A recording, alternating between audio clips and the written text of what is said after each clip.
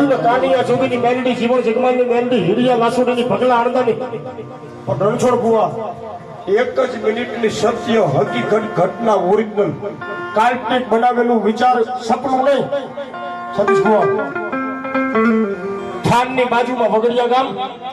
અને વગડિયાના પાટા માથે મારી પાટાવાળી મેલડી બેઠી હોય એકથી રાજકોટના રેલવે કર્મચારીના અધિકારી રાજકોટથી ટ્રેનમાં પ્રભાતમાં પહોંચતા નીકળે રાજકોટથી વાંકાનેરથી થાન અને થાનથી વગડિયા પહોંચે એટલે વગડિયા ગામના પાટાની માથે માતાજી મેલડીનું મંદિરને શેઠ પાટો ક્રોસ કરે છે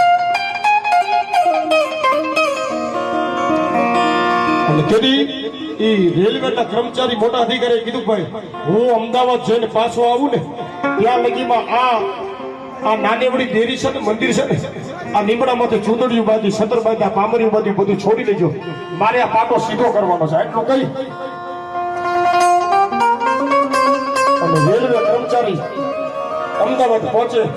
અને આઈડપા ઈ જગ્યા માથે મારા પોપટ બાપા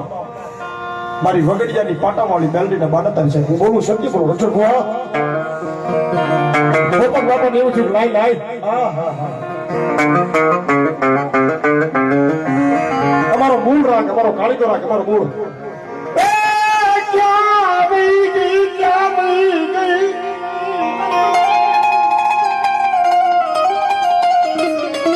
પોપટ બાપાએ ખૂબ પુકાર કર્યો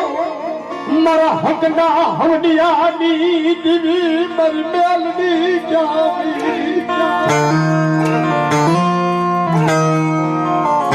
એવું કે છે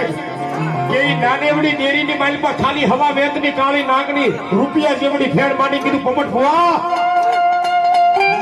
વેલો ગાડા હું વગડિયાના પાટાવાળી મેલડી બોલું એ તારો રાજકોટનો રેલવે કર્મચારીનો અધિકારી એવું બોલું ને કે હું અમદાવાદ થી પાછો આવું ત્યાં લગી આ બધું લઈ લેજો પણ ગાડા એ પોપટ ભુવા કદાચ મારા ધુપેલિયા કર્યા હોય મારા દીવા કર્યા